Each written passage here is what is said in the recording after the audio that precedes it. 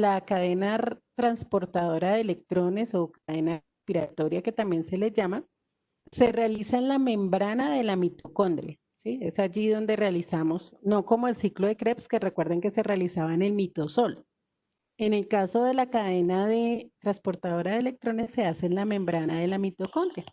Y lo que sucede es que los electrones tienen que pasar por una serie de complejos que tienen una cantidad de enzimas y lo que hacen es ir transportando los electrones, movilizando los electrones, utilizando unos transportadores como lo son la coenzima Q, que también se llama ubiquinona, y el citocromo C. Entonces, ellos van permitiendo el transporte de electrones y la idea es producir energía, obviamente, en forma de ATP. ¿Cuándo? Cuando se llega a la fosforilación oxidativa.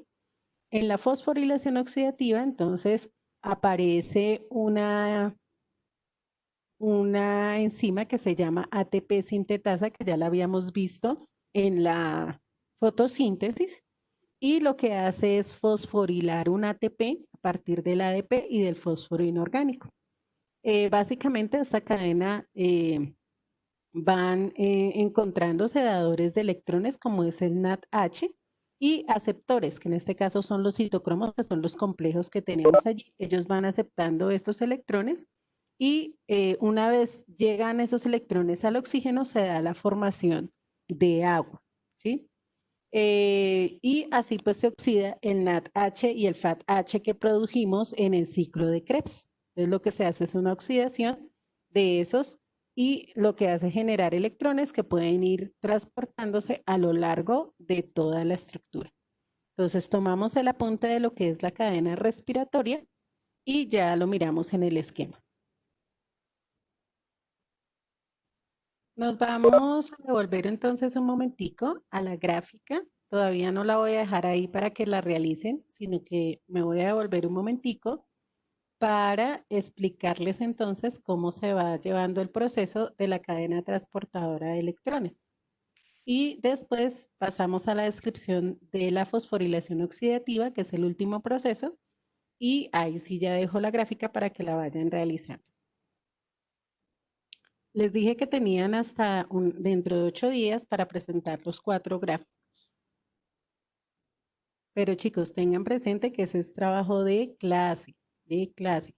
Por lo menos el ciclo de Krebs lo hicimos todos en la clase. Y los demás, pues yo se los fui enviando a medida que los íbamos realizando. Entonces, miren, aquí tenemos el NADH, que recuerden que se produce en el ciclo de Krebs. Entonces, ese NADH ingresa, ¿cierto?, a la cadena transportadora de electrones y tenemos el primer complejo donde está la NAD deshidrogenasa. ¿Qué es lo que hace esa NAD deshidrogenasa? Pues obviamente, como su nombre lo indica, eliminar hidrógeno. Fíjense que a través de este sistema complejo pasan los hidrógenos desde el interior hacia el exterior de la membrana, ¿sí? Desde el interior hacia el exterior pasan los hidrógenos. Recuerden que es un proceso de reducción, entonces el NADH pierde, digámoslo así, esos hidrógenos y salen.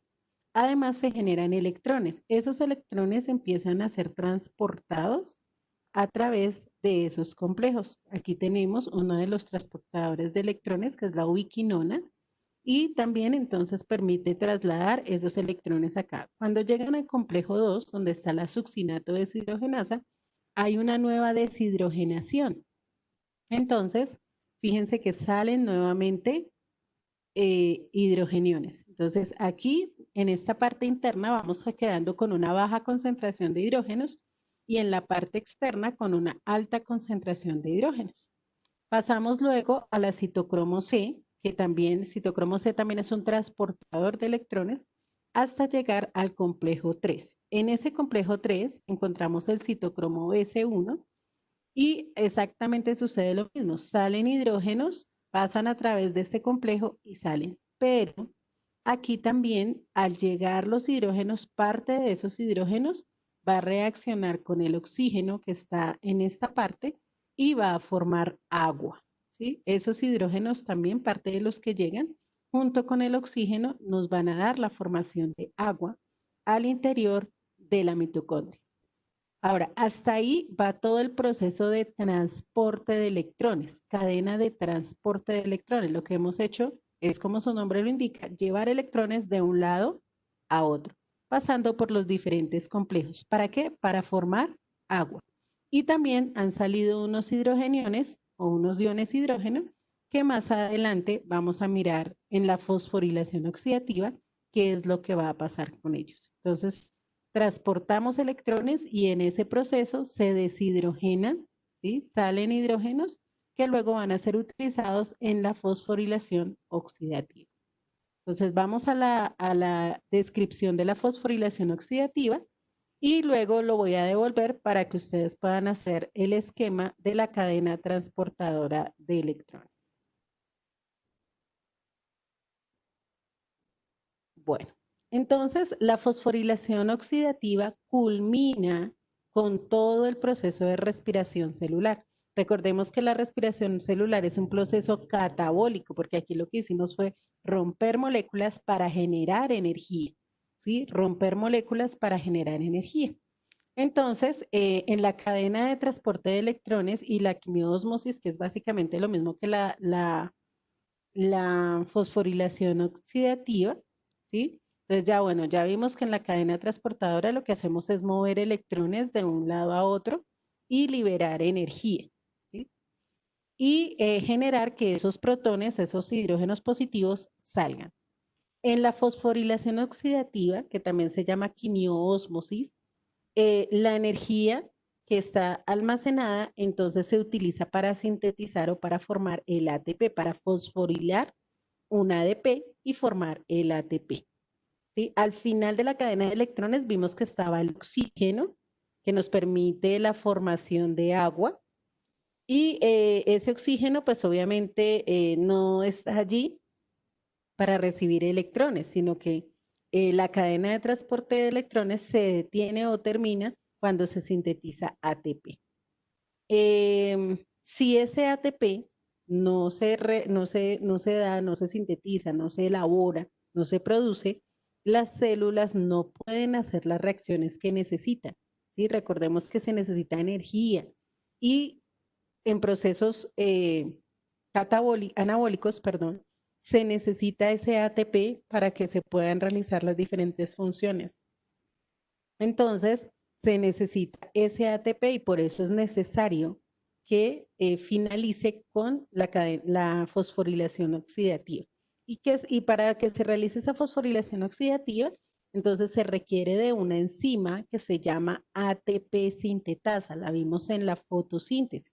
En la fotosíntesis también había esta enzima ATP sintetasa en la parte final, no, perdón, en la fase luminosa de la fotosíntesis.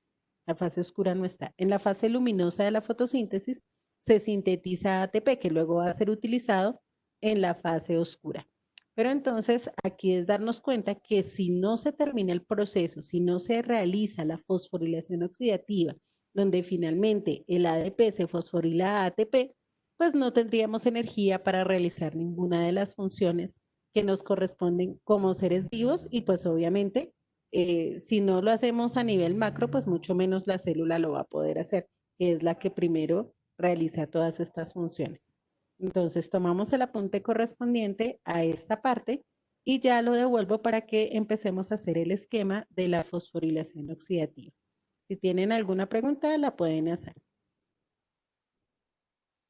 Entonces aquí podemos observar todos estos hidrogeniones que salen van a generar una diferencia de gradientes. ¿Qué quiere decir esa diferencia de gradientes? En la parte interna van a quedar una baja cantidad de hidrogeniones y en la parte externa va a quedar una alta concentración de iones hidrogeniones. Esa alta concentración de iones hidrogeniones hace que ellos nuevamente ingresen por diferencia de gradientes a la parte interna. ¿Por qué? Porque pues hay un desnivel. Entonces, ¿quién permite ese ingreso? La ATP sintetasa, que es la enzima. Y al permitir ese ingreso, se genera una especie de bomba, por decirlo de alguna manera, que hace que este ADP se fosforile, o sea, ingresa un grupo a fosfato inorgánico y pasa a convertirse en ATP, pasa a convertirse en energía. El paso de esos hidrogeniones activa, digámoslo así, el trabajo de esa enzima y hace que el ADP se fosforile convirtiéndose en ATP. Entonces, este paso final, por eso recibe el nombre de fosforilación oxidativa, ¿sí? Fosforilación oxidativa, porque es una reacción que surge como resultado de el cambio en el gradiente de concentración que hay en la parte externa con referente al que está en la parte interna de la membrana de la mitocondria.